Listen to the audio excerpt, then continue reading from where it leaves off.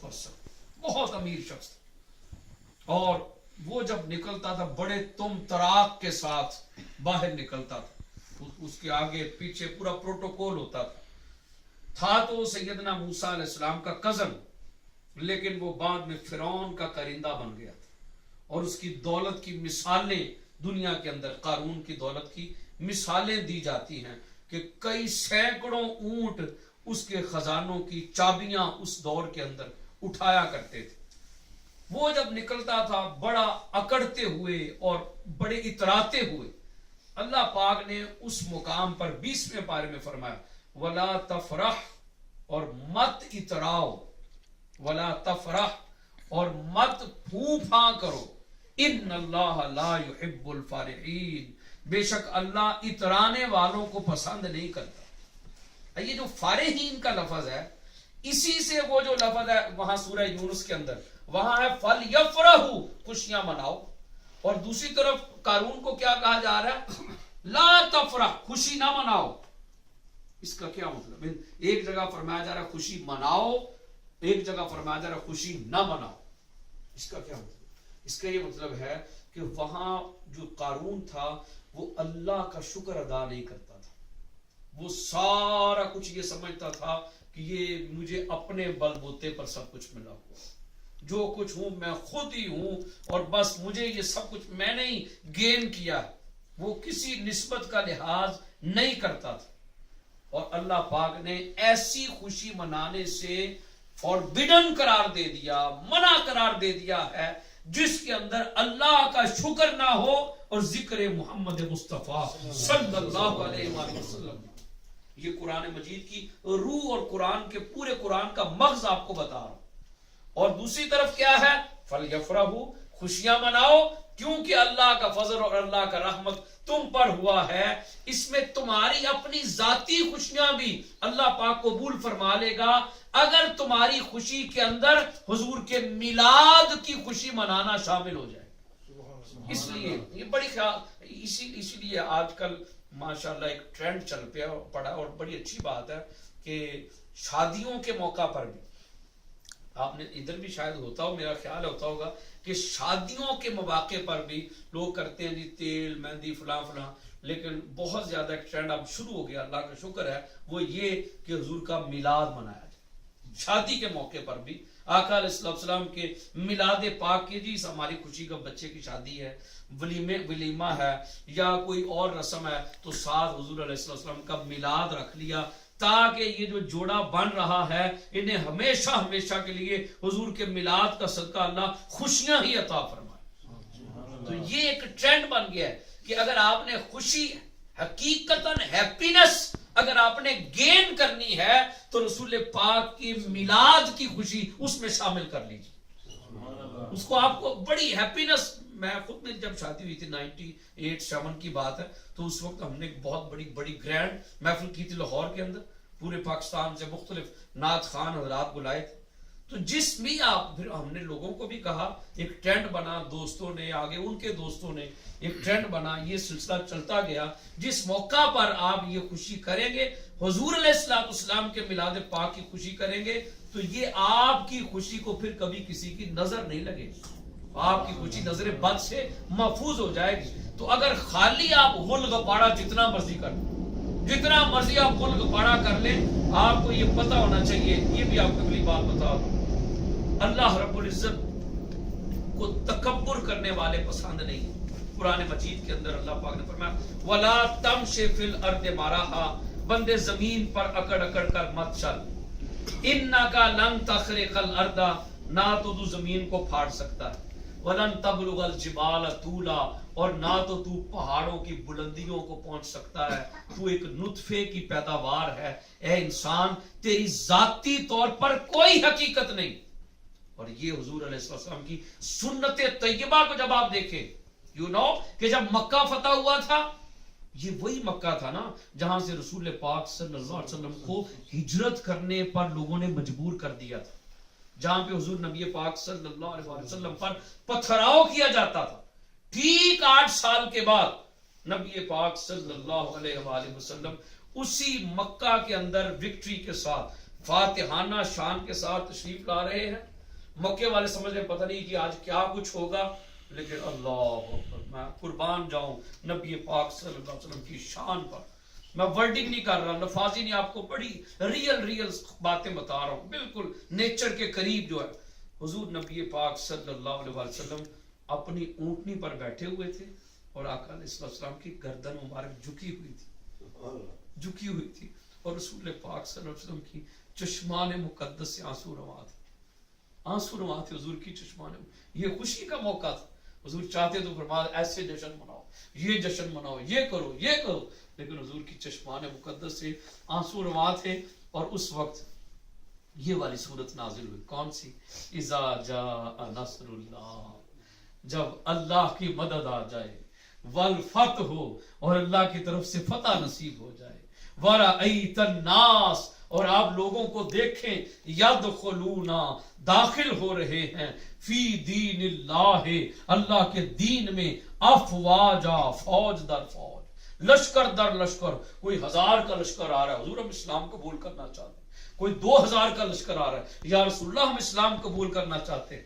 تو وہی لوگ ہیں نا جن کو دعوت دی جاتی تو آگے سے پتھر مارتے تھے، ادھر جو ہے جوک در جوک اسلام قبول کر رہے ہیں۔ تو حضور علیہ السلام کی چشمان مقدس سے آنسو رواں ہیں، اور اللہ پاک فرما رہا ہے فسبح بحمد ربک، میرے سونے محبوب اللہ کی تسبیح بیان کی، اللہ کے۔ ابھی راستے میں بھی ہم مظہر صاحب سے یہی بات، صداقت صاحب یہی کر رہے تھے راستے میں، فسبح بحمد۔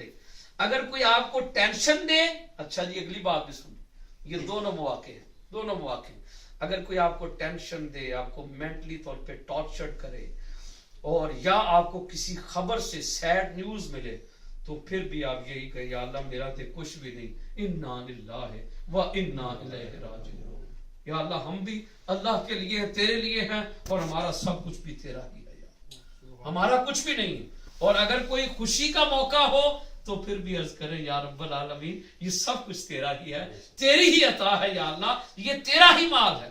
حضور سیدنا غوث العظم، میں غوث پاک کے در کا ادنا سا منگتا ہوں، سیدنا شیخ عبد القادر جیلانی رضی اللہ تعالیٰ عنہ، مجھے یہ شرف حاصل ہے کہ حضور قدوۃ الاولیاء سیدنا طاہر علاء الدین رحمۃ اللہ تعالیٰ علیہ، جو ڈاکٹر طاہر القادری صاحب کے پیر صاحب ہیں نا، سیدنا طاہر علاء الدین رحمۃ اللہ علیہ، ان کے بیٹے مجھ سے پڑھتے رہے، میں کوئٹہ میں رہا ہوں تو میں ان کے پیر صاحب کے گھر پہ رہا ہوں، تو یہ سعادت مجھے الحمدللہ وہاں پہ ہے۔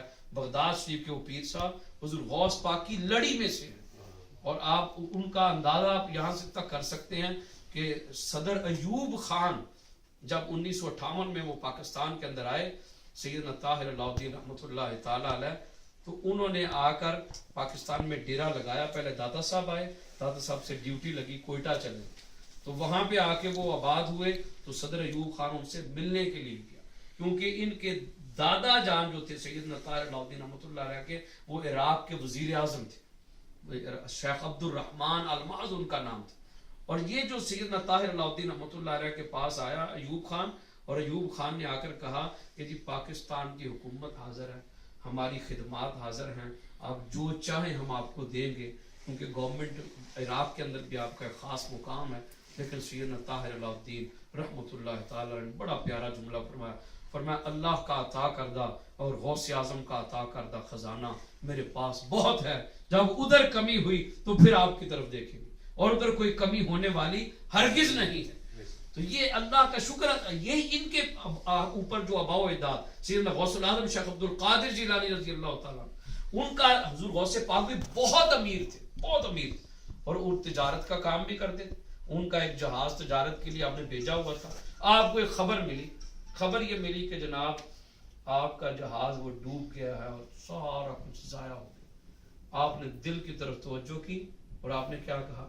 الحمدللہ، یہ الفاظ کہے۔ تھوڑی دیر کے بعد حضور سیدنا غوث پاک رضی اللہ تعالیٰ عنہ کو دوبارہ ایک قاصد آیا، اس نے کہا حضرت جہاز نہیں ڈوبا، اللہ کا شکر ہے، سارا کچھ سلامت ہے، ہر چیز واپس صحیح پہنچ گئی ہے، اس لیے کوئی ایسا نقصان نہیں ہوا، نفع آیا ہے۔ حضور غوث پاک نے دل کی طرف دھیان کیا تو آپ نے پھر وہی الفاظ کہے الحمدللہ، اللہ کا شکر ہے۔ جو ارد گرد لوگ بیٹھے ہوئے تھے انہوں نے عرض کیا حضرت نقصان کی خبر پر بھی الحمدللہ، نفع کی خبر پر بھی الحمدللہ، یہ فرق کیا ہے؟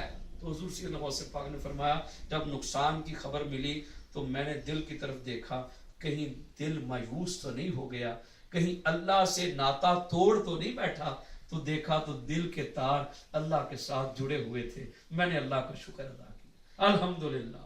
اور پھر جب نفع کی خبر ملی اس وقت بھی میں نے دیکھا کہ کہیں دل میں تکبر تو نہیں آ گیا، دیکھا تو دل میں اللہ کے تار، اللہ کے ساتھ دل جڑا ہوا تھا، پھر بھی میں نے الحمدللہ کہا. تو یہ بات ہے انسان کی طبیعت کے اندر جو ہے یہ چیز شامل ہونی چاہیے.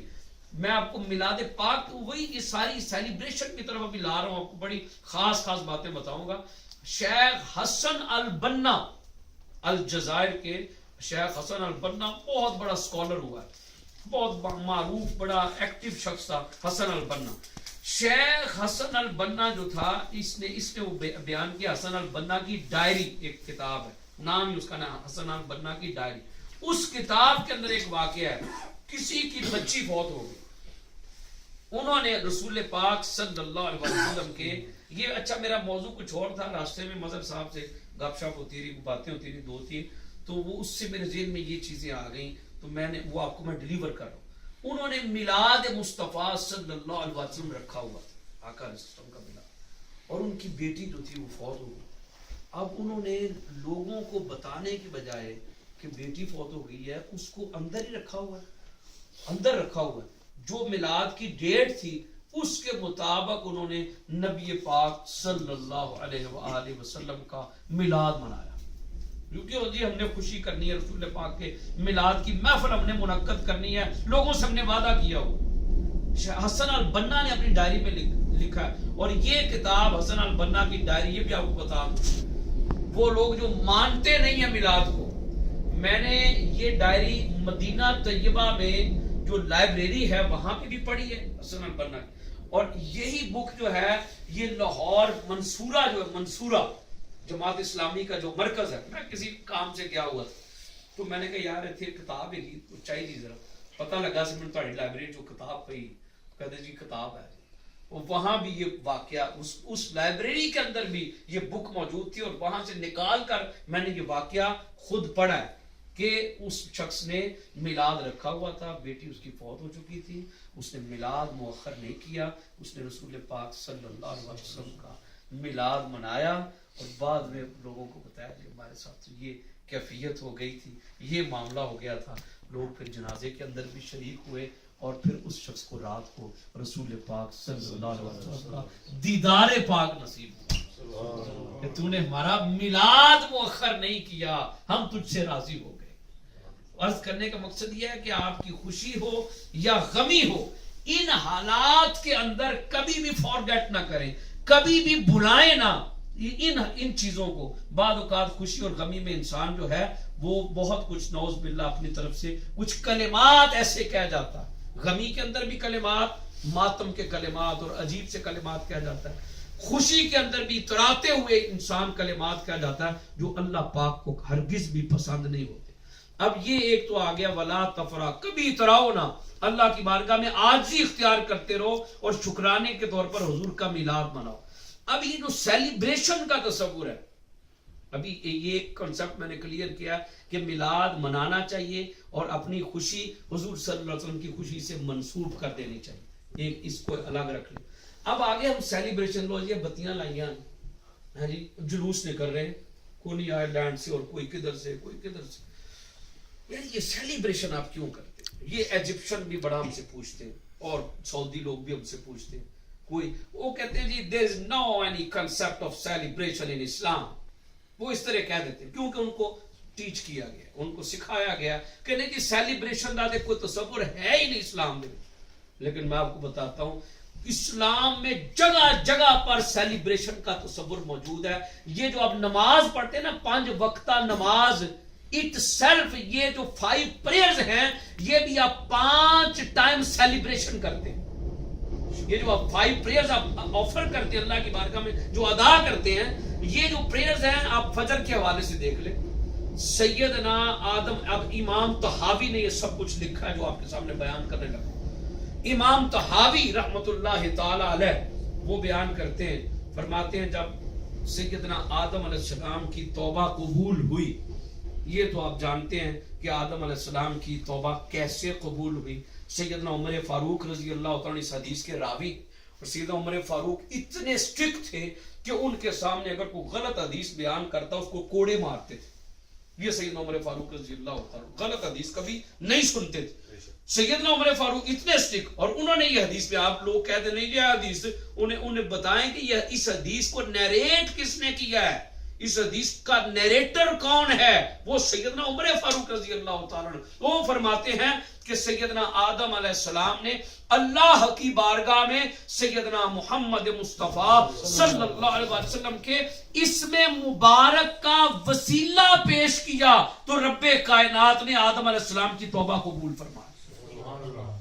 300 سال تک سیدنا آدم علیہ السلام مسلسل روتے رہے.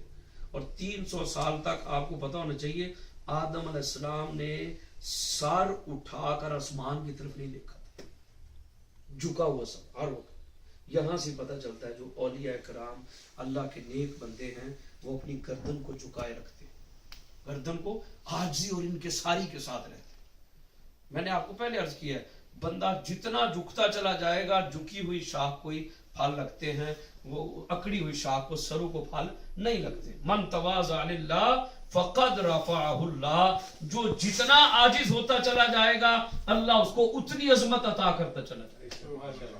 جو جتنا اکڑتا چلا جائے گا، اگر اس میں کچھ خوبیاں ہوں گی نا، وہ جو اکڑ مزاج ہے نا اس کے اندر، وہ اکڑ مزاجی کی وجہ سے اس کی وہ خوبیاں اس سے ختم ہوتی چلی جائیں.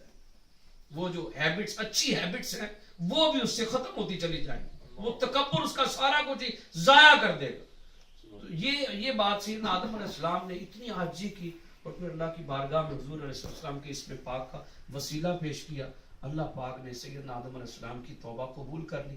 اللہ پاک نے پوچھا کیف عرفت یا آدم محمد صلی اللہ علیہ وسلم، اے آدم علیہ السلام آپ نے میرے پیارے محمد صلی اللہ علیہ وسلم کو کیسے پہچانا، کس طرح تیرے دل میں آیا کہ میں وسیلہ پیش کروں. تو سیدنا آدم علیہ السلام نے اس کے یا رب العالمین جب تو نے مجھے پیدا کیا تھا اور میں نے سر اٹھا کر جب عرش کی جانب دیکھا تو عرش کے ایک پائے پر لا الہ الا اللہ لکھا تھا اور ساتھ محمد الرسول اللہ صلی اللہ علیہ وسلم لکھا تھا. یا رب العالمین جس نام کو تو نے اپنے نام سے جدا نہ کیا، میں سمجھ گیا کہ اس نام کا وسیلہ رب کبھی رد نہیں کر سکتا.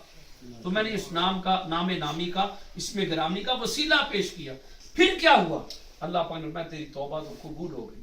تو آدم علیہ السلام نے 2 رکعتیں شکرانے کے طور پر اللہ کی بارگاہ میں ادا کی. 2 بڑی پیاری بات ہے. 2 رکعتیں شکرانے کے طور پر آدم علیہ السلام نے اللہ کی بارگاہ میں ادا کی. اللہ تعالیٰ کو یہ ادا بڑی پسند آئی. وہ وقت کون سا تھا جب 2 رکعتیں آدم علیہ السلام نے شکرانے کے طور پر ادا کی؟ وہ فجر کا وقت، فجر کی نماز کا وقت تھا. اللہ تعالیٰ نے وہ ادا جو تھی اس ادا کو پرماننٹ سیلیبریٹ کرنے کے لیے امت محمدی صلی اللہ علیہ وسلم کی فجر کی نماز بنا. آج ہم جو ہر روز فجر کی نماز پڑھتے ہیں یہ حقیقتاً سیلیبریشن ہے سیدنا آدم علیہ السلام کی توبہ. اس لیے حضور علیہ السلام نے یہ بھی فرمایا جب فجر کا وقت ہوتا ہے ان قرآن الفجر، سبحان اللہ، ان قرآن الفجر کان مشہودا، فجر کے وقت قرآن پڑھا کرو کہ اس وقت فرشتوں کا نزول ہو رہا ہوتا ہے.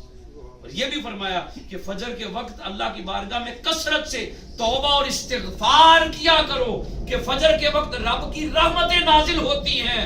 اس وقت اٹھنے والے رب کے مقرب بندوں میں شامل ہو جاتے ہیں.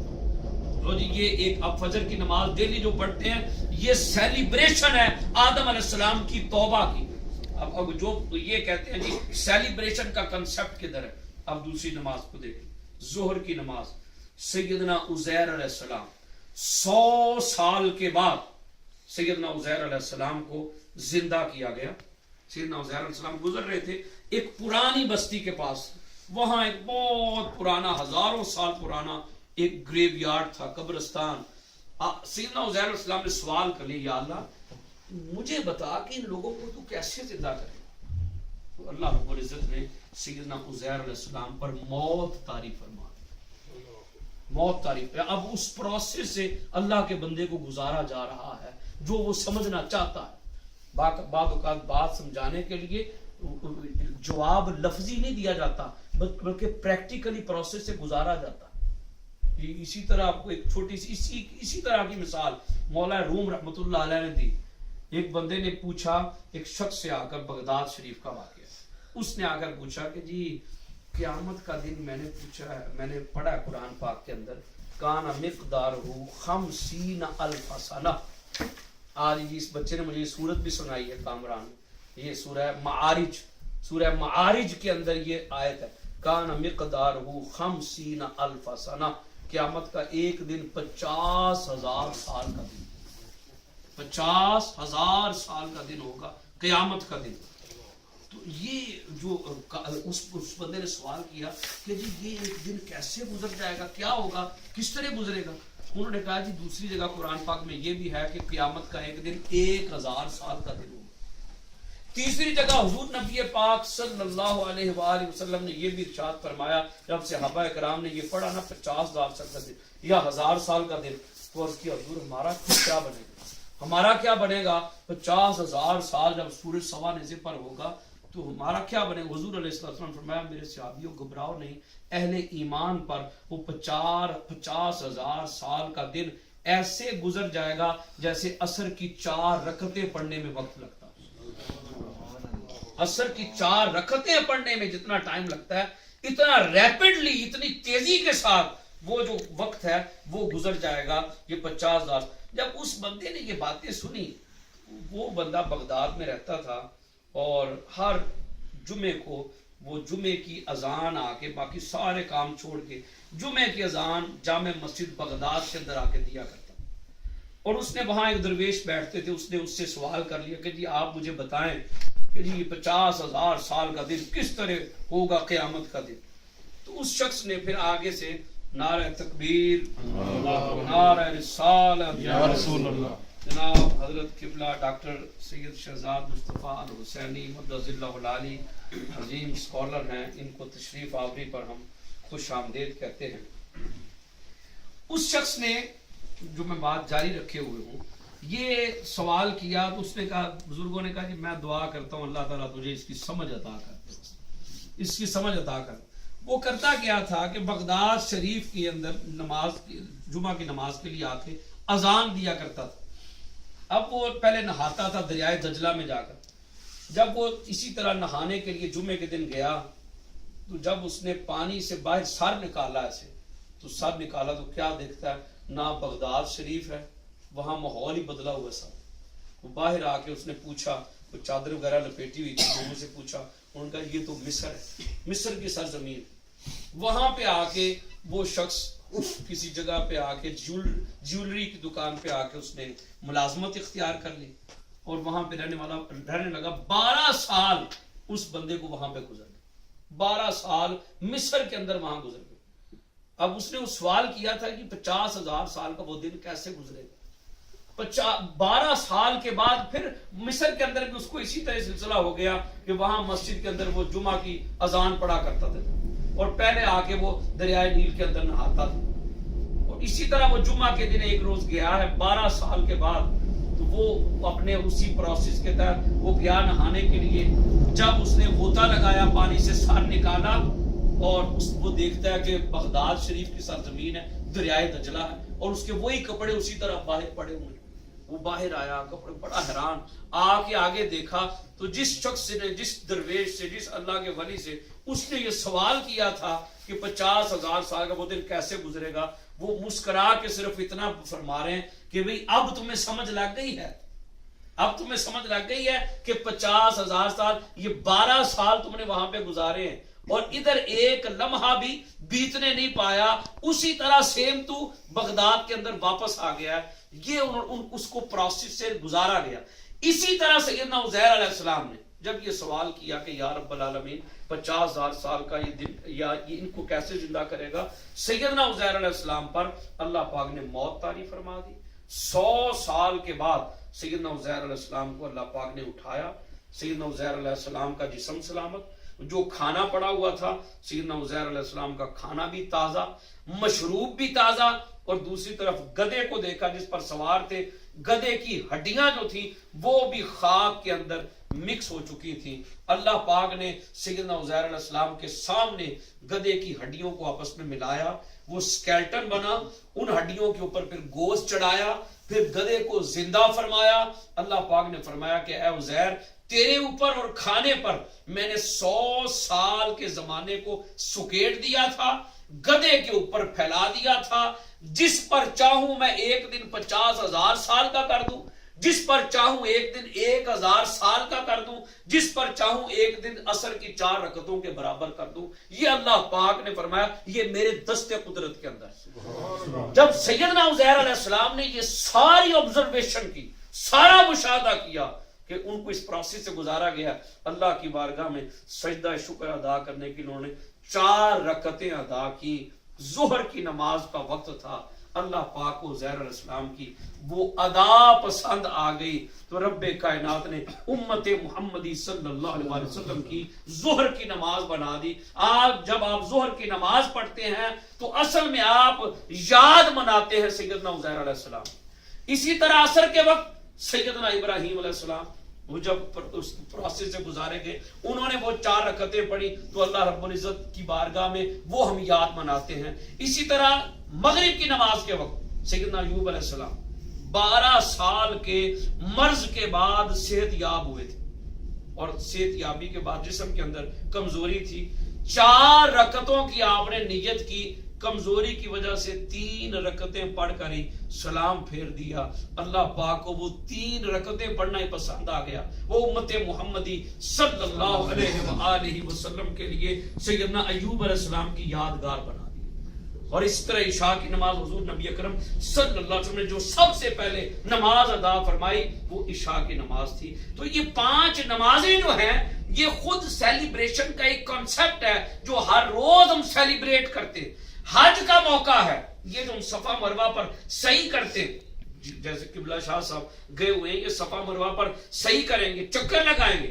بھئی چکر لگانا نہ نفل ہے نہ روزہ ہے، خالی آپ رننگ کر رہے، آپ خالی ادھر جاگنگ کریں تو کیا یہ عبادت ہو جائے گی؟ آپ سمندر پہ جاتے ہیں، لوگ سیر کرتے ہیں، جاگنگ کرتے ہیں، بھاگتے ہیں، تو کیا یہ عبادت ہے؟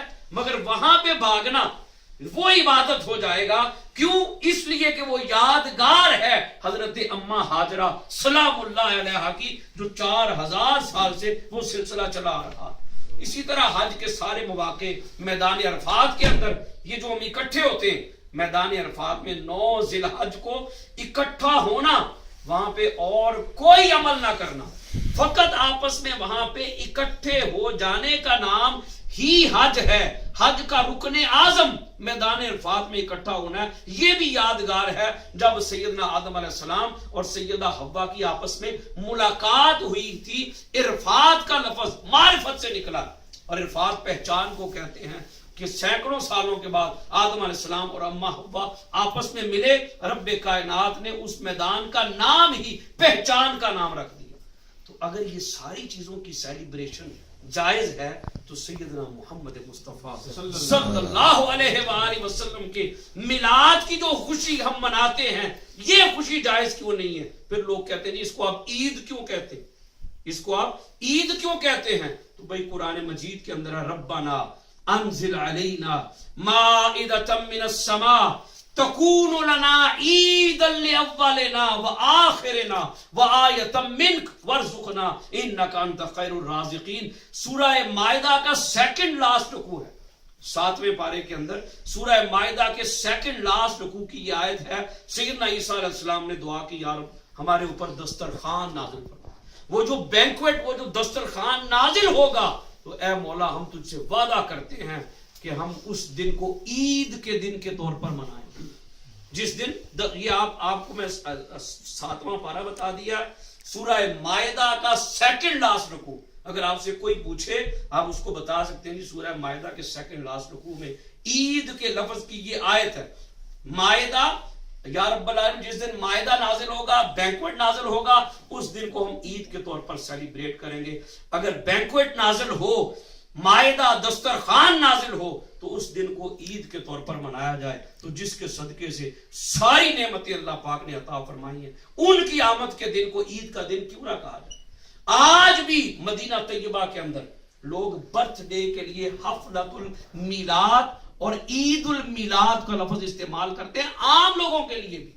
مدینہ طیبہ کے اندر، مکہ مکرمہ کے اندر آپ عربک کلچر کو دیکھیں کہ وہ کس طرح میلاد، ایک دوسرے کی برتھ ڈے کے لیے یہ لفظ استعمال کرتے ہیں، تو حضور نبی اکرم صلی اللہ علیہ وآلہ وسلم کی میلاد پاک کو کیوں نہیں منانا چاہیے؟ اسی طرح آپ جمعے کے دن کو دیکھ لیں، یہ بھی ایک اعتراض ہوتا ہے، لوگ کہتے ہیں جی یہ جو عید کا کنسپٹ ہے یہ صرف عیدیں دو ہی ہیں، اس طرح بھی لوگ بات کرتے ہیں۔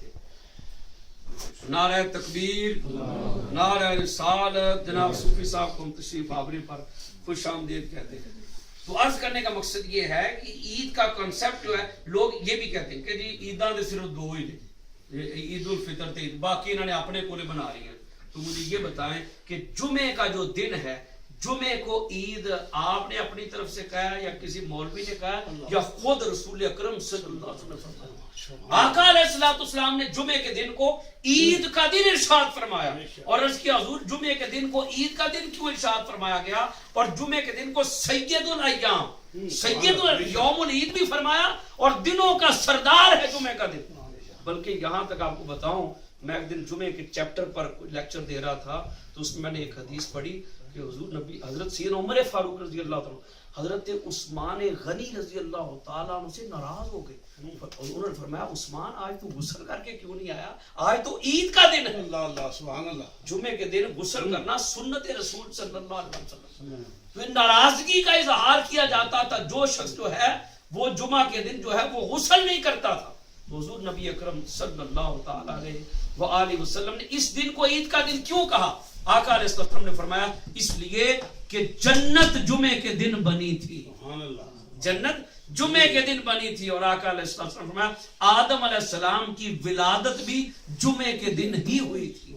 تو سید البشر سیدنا آدم علیہ السلام ابو البشر، ان کی آمد پر جس دن کو اللہ پاک نے عید کا دن بنا دیا، تو جن کے صدقے سے آدم علیہ السلام کی پیدائش ہوئی تھی، اس نبی پاک صلی اللہ علیہ وسلم کی آمد کے دن کو عید کا دن کیوں نہ کہا جائے؟ اب اس سے بھی بڑی بات آپ کو بتاتا ہوں، تو یہ جو مختلف قرآن پاک کے میں نے حوالے دیے کہ اپنی خوشی منانی ہو رسول پاک صلی اللہ علیہ وسلم کے میلاد کی خوشی، اس کے ساتھ اٹیچ کر لیں، آپ کی اپنی خوشی کا رنگ بھی دوبالا ہو جائے۔ آپ کی اپنی خوشی، نعرہ تکبیر، نعرہ رسالت، جشن عید میلاد النبی مبارک ہو۔ یہ بھی بتایا، اور سیلیبریشن کا کنسپٹ بھی آپ کے سامنے قرآن اور حدیث کی روشنی میں آپ کے سامنے کلیئر کیا، اور اب یہ حضور نبی اکرم صلی اللہ علیہ وآلہ وسلم کی سنت